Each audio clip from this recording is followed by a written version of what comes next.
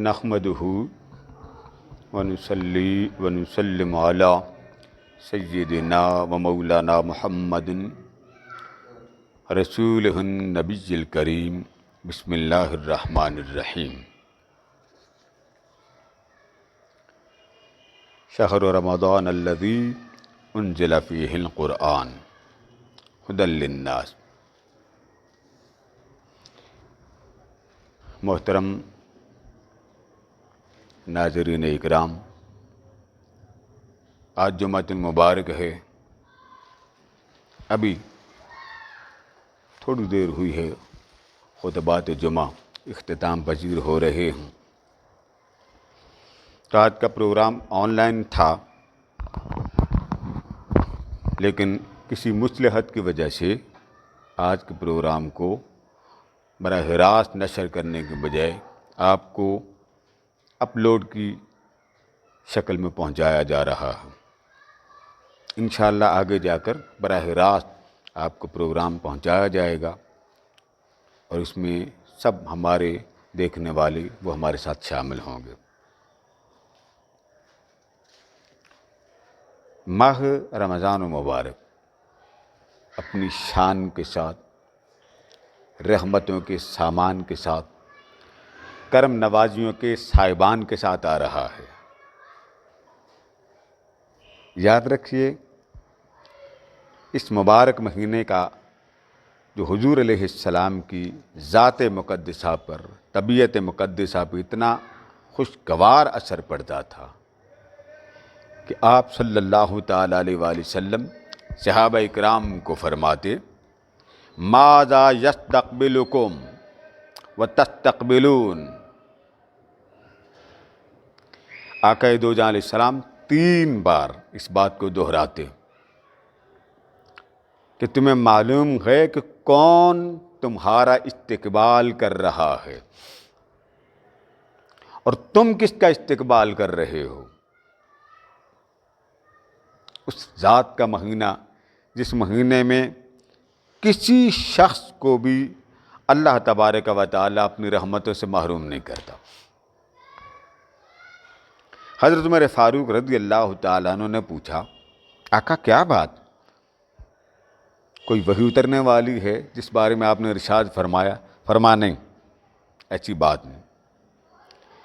تو عرض کیا: آقا کوئی جنگ کا موقع آنے والا ہے؟ فرمائیں ایسی بات نہیں۔ پھر پوچھا: آقا پھر کیا بات؟ فرمایا: ان اللہ یغفر فی اول لیلہ۔ فرمایا عمر، جب اس مقدس مطہر معطر ماہ رمضان مبارک کی آمد ہوتی ہے تو اللہ تبارک و تعالی اس کی پہلی رات کو تمام اہل قبلہ کو بخش دیتا ہے، بخشش فرما دیتا ہے، معاف فرما دیتا۔ اب آپ اندازہ کیجئے کہ شعبان کا یہ مہینہ جا رہا ہے، اور آقا دو جہاں علیہ السلام شعبان میں دعا فرماتے: اللہم بارک لنا فی رجب و شعبان و بارک لنا فی رمضان۔ باری تعالیٰ یہ برکتوں کا مہینہ رجب جس میں آپ کو معراج ہوئی، یہ رحمت بھرا مہینہ، اسے میرے لیے بابرکت بنا دے۔ بارک لنا، میرے لیے بابرکت بنا دے۔ اور پھر یہ رجب کو بابرکت نہ بنا، و شعبان، رجب کے ساتھ شعبان کو ملا دے۔ کرونا وائرس کی وجہ سے ہر کوئی پریشان ہے، تو یاد کریں حضور علیہ السلام نے آپ کے لیے برکت مانگی، رجب میں بھی برکت مانگی۔ آپ برکت کی جو جھولیاں بھر بھر کر لینے کی کیفیت ہے اس کو پیدا کریں۔ یہ امراض آتے رہتے ہیں، تکالیف آتی رہتی ہیں، اذیتیں آتی رہتی ہیں،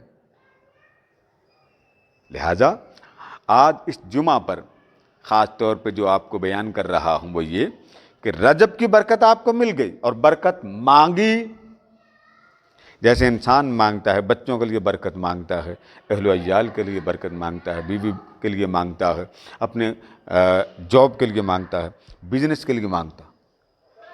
ہماری برکت محدود ہوتی ہے۔ قربان جائیں تاجدار کائنات کی محبت پر کہ آقا دو جہاں علیہ السلام برکت مانگیں تو برکتوں کا صرف جوج نہیں مانگتے، برکت کا سمندر مانگتے ہیں۔ اور کیا لفظ بولا؟ بارک لنا فی رجب۔ یہ نہیں فرمایا روٹی میں برکت دے دے، پانی میں برکت دے، نہیں فرمایا مولا اس ماہ رجب میں برکت دے دے۔ جب حضور علیہ السلام نے متعین نہیں کی تو صرف ایک دن یعنی 24 گھنٹے کے اندر جو اللہ تبارک و تعالیٰ سے آقا کریم نے برکت مانگی ہوگی، جب حضور نے متعین نہیں کی، ہم کون ہوتے ہیں متعین کرنے والے کہ اس میں برکت ہے اس میں نہیں؟ کھانے میں برکت ہے، پینے میں برکت ہے، پہننے میں برکت ہے، سانس لینے میں برکت ہے، دیکھنے میں برکت ہے، زندگی کے شب و روز میں برکت ہے، نیند میں برکت ہے، خواب میں برکت ہے، آپ کے گھر کے بچوں میں برکت ہے، اہل و عیال میں برکت ہے، خاندان میں برکت ہے، دوستوں میں برکت ہے۔ مانگنے والا اللہ کا محبوب ہو تو آپ اندازہ کیجئے کہ اس برکت کے سمندر کا حال کیا ہوتا ہوگا کہ جب مانگنے والا امت کا نبی ہو، امت کے لیے مانگنے والا اللہ کا حبیب ہو، تو بتائیے برکت کہاں تک جائے گی؟ پھر صرف رجب کی برکت نہیں مانگی، فرمایا شعبان کی بھی برکت دے۔ اور آگے کیا فرمایا؟ وبارک لنا فی رمضان۔ اور یہ جو برکت تو نے رجب سے چلائی ہے مجھے چلاتے چلاتے شعبان میں پہنچایا، اور شعبان سے چلاتے چلاتے رمضان میں پہنچا دے۔ تو یاد رکھیے، پریشان نہ ہوں، یہ 4 دن کی بات، اپنے آپ کو بچائیے، ماسک کا استعمال کیجئے، گلوز کا استعمال کیجئے، لوشن لگائیے۔ بعض لوگوں کو ڈسٹ الرجی ہو جاتی، کوئی سا بھی لوشن لگائیں لیکن صابن اچھے کے ساتھ اچھی طرح ہاتھ دھو لیں۔ ملنے سے گریز کریں، ہاتھ ملانے سے گریز کریں، آنا جانا ذرا کم کریں۔ اتنا کھایا ہے آپ نے لوگوں کے گھروں سے جا کے نہ جائیں، 4 دن آپ بریک لگا لیں، آپ کو کیا فرق پڑتا؟ اللہ پاک آپ کے خاندانوں کا آباد رکھے، اہل و عیال کو آباد رکھے۔ لہٰذا حضور علیہ السلام نے برکت مانگی رجب کی، حضور علیہ السلام نے برکت مانگی شعبان کی، حضور علیہ السلام نے برکت مانگی رمضان۔ لہٰذا رمضان مبارک میں کھانے میں اور پینے میں آپ کی ایک آزمائش ہوتی، ایک ارادہ کر لیں، اور اس ارادے میں آپ سب کو ہماری طرف سے دعوت وہ یہ کہ آپ کم از کم کسی کے گھر، ایک فرد کے گھر کچھ اتنا راشن دے دیجئے کہ آپ کو ایک گھر کا صرف ثواب نہ ملے، وہ جس کو آپ نے راشن دیا ہے اس کا کئی ہزار گنا اجر آپ کو اللہ پاک عطا کرے۔ رمضان شریف کی فضیلت کیا ہے؟ یہ حدیث مبارکہ کیا کہہ رہی؟ رجب کی برکت، شعبان کی برکت، رمضان کی برکت۔ اور آگے سنیے، حضرت اسامہ بن زید رضی اللہ تعالیٰ عنہ فرماتے ہیں کہ حضور علیہ السلام کی عادت مبارکہ تھی کہ جب شعبان آتا تو کثرت سے روزے رکھتے۔ میں نے ایک دن پوچھا آقا کیا بات؟ لم ارک تصوم شہر من الشہور ما تصوم من شعبان، کہ کسی اور مبارک مہینے میں آپ اتنے کثرت کے ساتھ روزے نہیں رکھتے جتنے ماہ شعبان میں رکھتے۔ تو آقا علیہ السلام نے فرمایا ذالک شہر یغفل الناس عنہ بین رجب و رمضان وہو شہر ترفع فیہ الاعمال الی رب العالمین۔ فرمایا اسامہ، یہ جو شعبان کا مہینہ جو رجب کے بعد آتا ہے اور رمضان سے پہلے آتا ہے، درمیان کا مہینہ، یہ ایک ایسا مہینہ لوگوں کو علم نہیں ہے کہ اس مبارک مہینے کی عظمت کیا، اس مبارک مہینے کی برکت کیا، اس مبارک مہینے کی خیرات کیا۔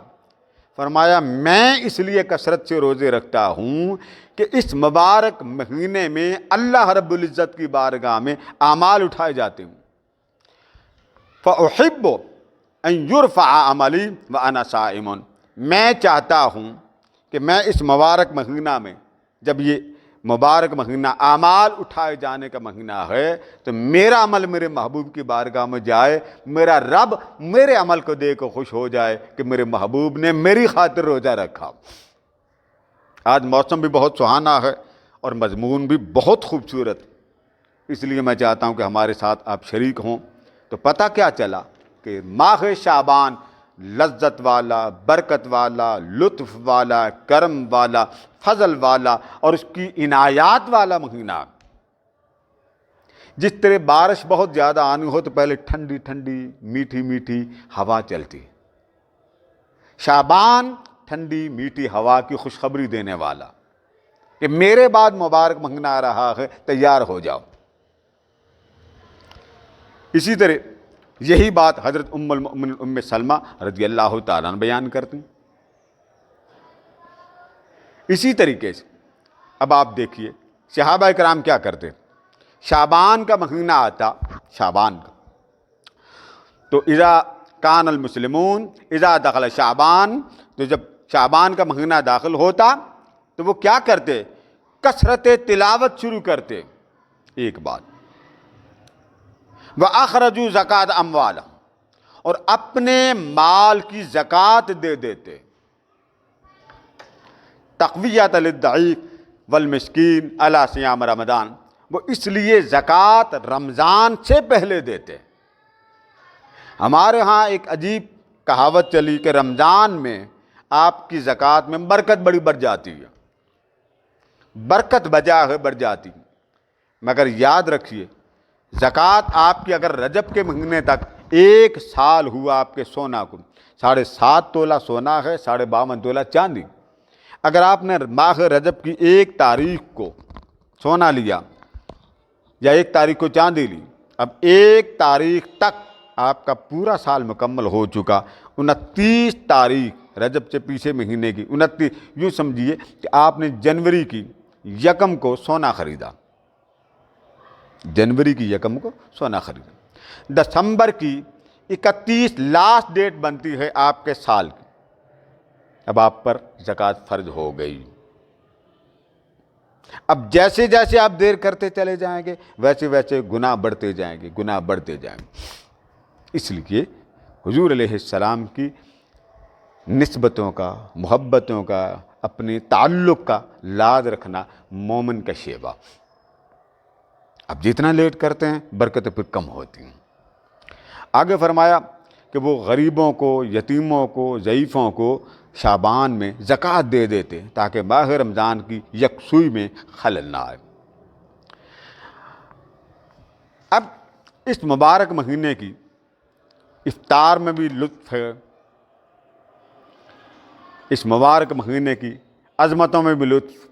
حضور علیہ السلام کی عادت مقدسہ یہ تھی، حضرت عائشہ صدیقہ فرماتی اذا دخل رمضان لغیر لونہ، حضور علیہ السلام کے حیات مقدسہ کا واقعہ بیان کرتی کہ جب ماہ رمضان داخل ہوتا تو تاجدار کائنات کا رنگ متغیر ہو جاتا، کتنی برکتوں والا مہینہ۔ وَقَصُرَتْ صَلَاتُهُ، عبادت میں کثرت ہوتی، وَابْتَحَلَ فِي الدُّعَاء، اور اللہ سے توجہ کے ساتھ، عاجزی کے ساتھ، فنا ہو کر مانگنے کا ذوق بڑھ جاتا۔ تو آج دعا کیجئے اللہ تبارک و تعالی آقا دو جہاں کی محبتوں کی، نسبتوں کی، آپ کی حیات کے ایک ایک فعل کی ادا کو اپنانے کی توفیق عطا کرے۔ اب آ جائیں ماہ رمضان، اس کی سحری میں برکت۔ فرمایا تسحروا فإن فی السحور برکہ، آپ بازار جائیں پیزا کھا لیں کوئی بات نہیں، آپ سموسے کھا لیں کوئی بات نہیں، پکوڑے کھا لیں کوئی بات نہیں، مٹھائی کا پورا چٹورا کھا لیں کوئی بات نہیں۔ فرمایا اگر تم سحری کے وقت کھانا کھا لو، تمہارا کھانا اللہ کی طرف سے رحمت بھی ہے، اللہ کی طرف سے برکت بھی ہے، یعنی ایک نیت کا اینگل درست کیا تو وہ کھانا خیر بھی بن گیا، وہ کھانا برکت بھی بن گیا۔ اسی طرح پھر آپ نماز تراویح پڑھتے ہیں، اور یہ معمول رمضان مبارک میں قیام کرنے کی وجہ سے حضور علیہ السلام کی سنت ہے، یعنی نماز تراویح حضور علیہ السلام کی سنت بنی۔ اور اس کے بارے میں آقا کریم نے فرمایا کہ جو ایمان کے ساتھ اور احتساب کے ساتھ اور اپنا محاسبہ کرتا ہو، محاسبے کا مطلب یہ ہوتا ہے کہ آپ نے روزہ رکھا تو کمرے میں جا کے کہیں اپنے چھپ کر، لوگوں سے چھپ کر کھا نہ لیں، پی نہ لیں کہ لوگوں کو کیا پتہ میں نے روزہ رکھا، یہ ہے محاسبہ۔ اور اس ماہ مقدسہ میں حضور علیہ السلام صدقات کی کثرت کرتے تھے، خیرات کی کثرت کرتے. سخاوت کا کوئی عالم آتا تو کوئی سوال ہی آپ کے در دولت پر آتا، خالی واپس نہ جاتا.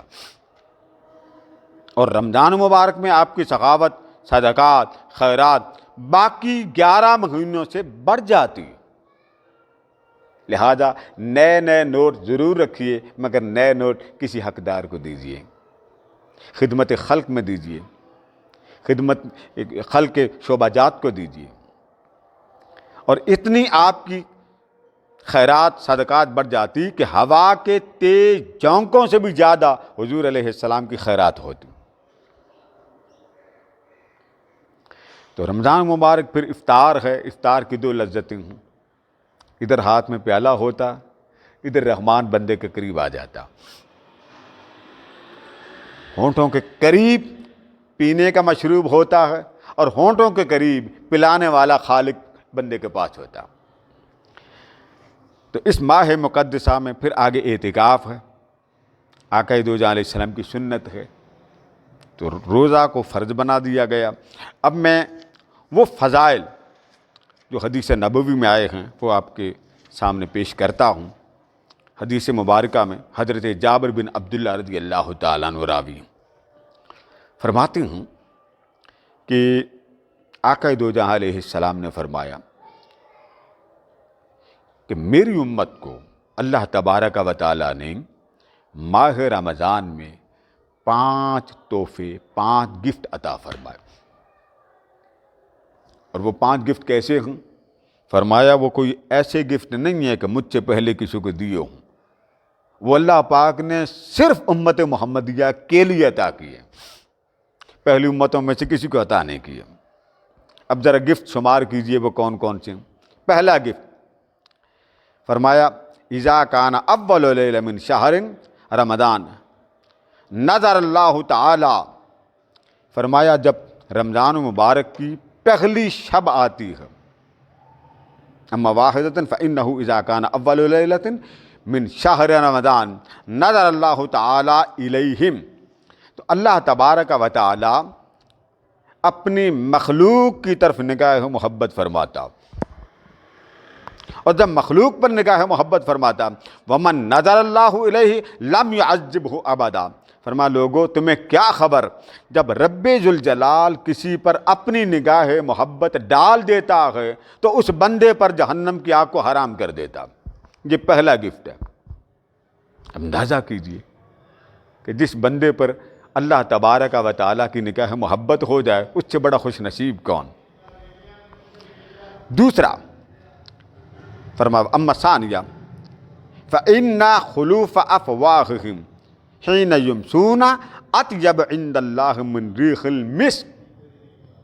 فرمایا دوسری جو اللہ پاک نے مجھے ایک گفٹ سے نوازا، دوسرا گفٹ عطا کیا، تحفہ عطا کیا، وہ کیا؟ فرمایا جب شام کو میرے غلام روزہ افطار کرتے تو ان کے منہ سے بدبو آتی. فرمایا یہ بدبو تمہیں کیا خبر، اللہ پاک اسے اپنے بارگاہ میں، اپنے دربار میں خوشبو بنا کر مسک کی طرح معطر کر کے اسے اپنی بارگاہ میں پہنچا دیتا. وہ بدبو جسے عام بندہ ساتھ بیٹھا ہوا برداشت نہیں کرتا، رحمان اس خوشبو کا برداشت تو درکنار اسے قبول فرماتا، اور اسے بدبو نہیں فرماتا، اسے فرماتا میرے روزے دار کے منہ سے خوشبو آ رہی ہے. 2 تحفے ہو گئے. تیسرا سنیں وَأَمَّا الثَّالِثَ فَإِنَّ الْمَلَائِكَةَ تَسْتَغْفِرُ لَهُمْ فِي كُلِّ يَوْمٍ وَلَيْلَةٍ. فرمایا تیسرا تحفہ میری امت کو اللہ پاک نے عطا کیا کہ فرشتے ہر دن اور ہر رات میرے غلاموں کی بخشش کے لیے دعائیں کرتے ہیں. یہ تیسرا تحفہ. اب اندازہ کیجئے کہ وہ امتی جو صبح سے شام تک حالت روزہ میں رہتا ہے، بھوک میں رہتا ہے، پیاس میں رہتا ہے، اس کے لیے مخلوق خدا تو دعا کرتی ہی ہوتی ہے، مگر اللہ کے ملائکہ اس کی بخشش کے لیے صرف دن کو دعا نہیں کرتے یا صرف رات کو دعا نہیں کرتے، 24 گھنٹے اس کی بخشش کے لیے دعا کرتے ہیں. پھر فرمایا وَأَمَّا الرَّابِعَ چوتھا گفٹ، چوتھی فضیلت کیا؟ فإن اللہ یأمر جنت، اللہ تبارک و تعالیٰ نے چوتھا جو مجھے تحفہ عطا کیا وہ یہ کہ وہ جنت کو حکم دے دیتا، فیقول اللہ استعدی وتزینی لعبادی، اے جنت آراستہ ہو جا، مزین ہو جا،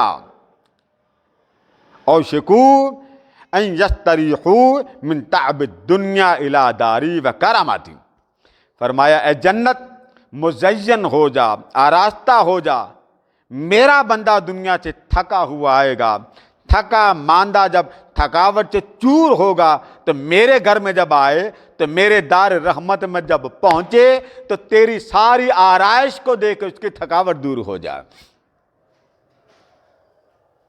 یعنی رمضان مبارک کی برکتیں آپ دیکھیے، اب تحفے کا شمار تو کیجئے، اس کی برکتوں کا شمار تو کیجئے، رحمتوں کا شمار تو کیجئے۔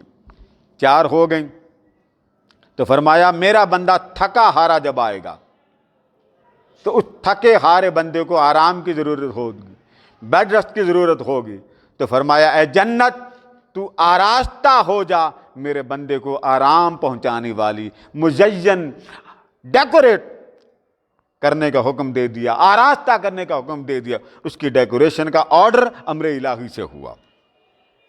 اس کے بعد فرمایا 5واں، وَأَمَّا الْخَامِسَةُ فَإِنَّهُ إِذَا كَانَ آخِرُ لَيْلَةٍ، جب چاند رات آتی ہے، جس سے اگلے دن عید ہوتی، فرمایا جب چاند رات آتی ہے غفر لہم جمیعاً، ہر رات اللہ پاک جہنم سے جن لوگوں کو آزاد کرتا اس کو چاند رات میں 4 گنا کر کے جہنم سے ان سب کو آزاد کر دیتا۔ یہ 5 تحفے ہیں جو میں نے آپ کی خدمت میں گوشے گزار کیے، اور بات ختم کرتے ہوئے ایک شخص کی بات سنا رہا ہوں، فقال رجل من القوم اہی لیلۃ القدر،